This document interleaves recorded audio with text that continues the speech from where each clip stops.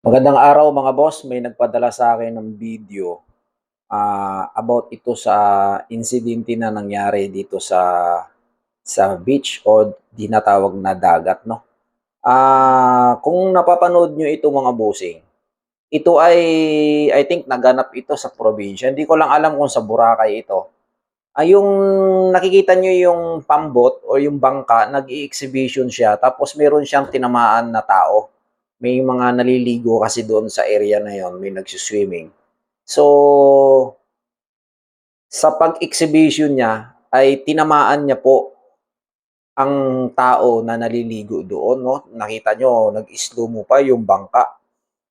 Hindi ko imagine, hindi ko lubos maisip. Bakit kailangan niya mag-exhibition doon sa area na yon na marami naman taong naliligo? Ito, panoorin niyo yung video mga boss. Para malaman natin. Kasi kamuti to eh. Ganitong ang klaseng tao, kamuti itong mga ganitong klaseng tao. At alam nyo naman na napakaraming naliligo dyan. Bakit ginagawa nyo yung pag-exhibition, nagpapasikat ka? Aksidente po na nakunan siya ng video ng isang netizen dito. Panoorin natin mga boss.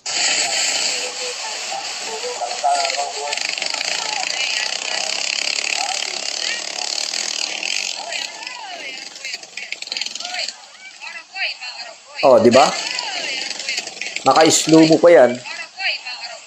Kitang-kita.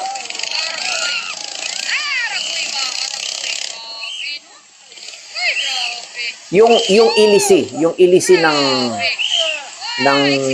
bangka tumama doon sa tao na naliligo. Ayan oh, huminto siya at nagpanik na po yung mga tao dito.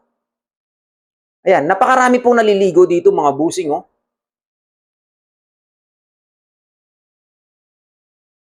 Napakakamuti talaga nitong tao na ito, yung nagdadrive ng bangka na ito.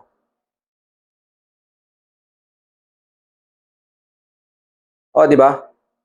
Ayun, nagpanik na, inahon na nila yung sugatan.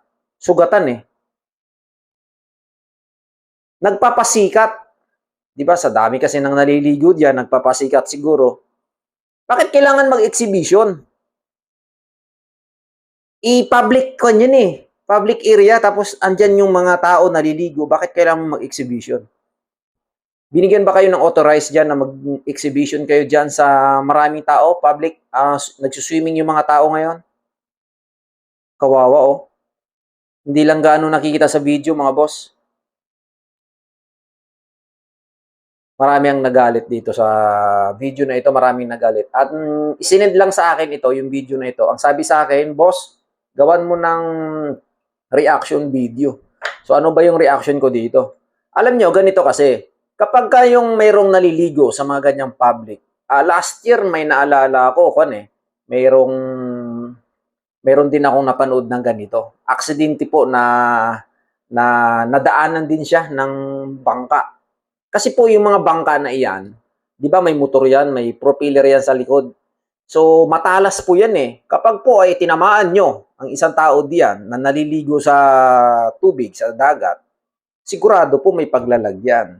Okay, kung hindi po yan critical, magiging 50-50 yan, ika nga. Napakasakit po nun, napakatalas ng propeller nun sa likod. Stainless pa yon. O kalain nyo yun yung umiikot dun sa ilalim ng sa ilalim ng tubig para yung bangka tumulin eh. Grabe naman mga busing oh. Pati ba naman yung public area na pinaliliguan ng mga tao ay doon ka pa talaga mag-i-exhibition. O di ngayon nakahanap ka ngayon ng problema